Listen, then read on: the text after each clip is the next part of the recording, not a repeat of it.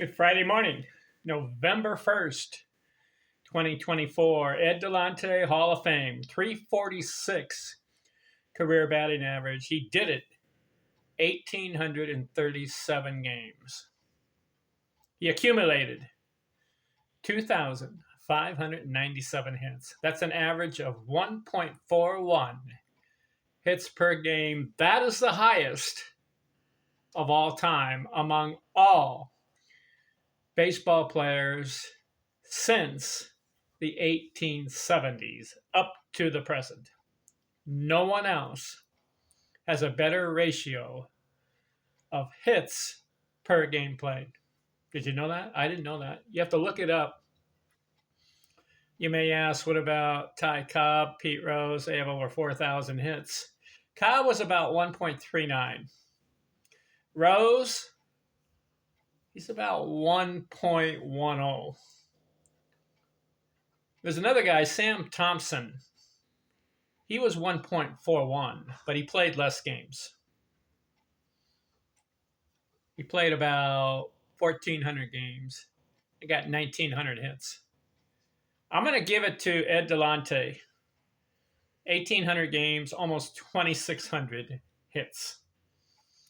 This video, I want to cover this 1896 season. 123 games. 499 at-bats. He gets 131 runs scored. That becomes 1, 2, 3, 4. His fifth season, 100 or more runs scored. 131. 198 hits in 123 games. That's a very good ratio. Almost 200 hits. He's done 200 hits twice, and now he's done 194 or more twice. So he could have had 4 200 hit seasons up to this point. 44 doubles, 17 triples, 13 homers, 126 runs batted in. He played 123 games and gets 126 RBIs. That's 1 RBI per game average. And this becomes his fourth season, 100 or more RBIs. 37 stolen bases, 62 walks. Listen to this stat. 397 batting average, almost 400. It's significant. Why? Because the previous 2 seasons, he batted over 400. 1894, 405. 1895, 404. He goes back-to-back 400. And now in 1896, he bats 397, almost 400. That would have been his third in a row. Nobody else has more than 2 in a row. Hornsby had 2 in a row. Cobb didn't have 2 in a row. Or did he? Not sure on Cobb. I can look it up. Let's see. I know Ty Cobb had 3 400 batting seasons. Did he have 2 in a row? Let's see if he did. I'll type it in. Ty Cobb. Let's look at his career. Yes, he did. My apology to Tyrus. 1911 and 1912. He batted 419 and then he batted 409. So that's 2 in a row. How about Hornsby? Did Hornsby have 2 in a row? Rogers Hornsby. Yes.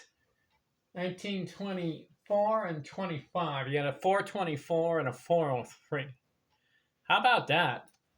And now we can say that Ed Delahanty had 2 in a row. 2 400 batting seasons in a row. Then he goes 397. Anybody else have that stat on their resume? See, when Cobb had the 419 and the 409. His best next year was 389. So he didn't quite reach the 397. So Delahanty's got him there. How about Hornsby? When he had the 40, when he had a 424 and a 403, he had a 384. So Delahanty beats Hornsby as far as the best 3 seasons in a row.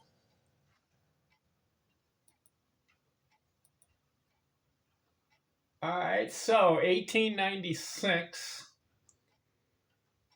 His on base was 472. He had a 631 slugging, and he had 315 total bases. This guy's a pretty good hitter. In fact, I'm ranking him in the top 5 greatest hitters of all time. Why? Career batting average, 346 is number 5. You may say, what about the Negro League players? They had high batting averages career, yes, but they didn't play as many games. The measure of a career batting average, you've got to have a long career and a lot of games. Delahanty, 1,837 games, gives him 346. That's a pretty good measure. The Negro League players, a lot of them just 900 games or 1,000 games. Not enough for me. You say the top 5, who are they? Ty Cobb's 366, Roger Hornsby 358, Joe Jackson 356, Lefty O'Doul 349, and Ed Delahanty 346, top 5. All right, that covers 1896. Let's look at the 1897 season of Ed Delahanty next. I'm out.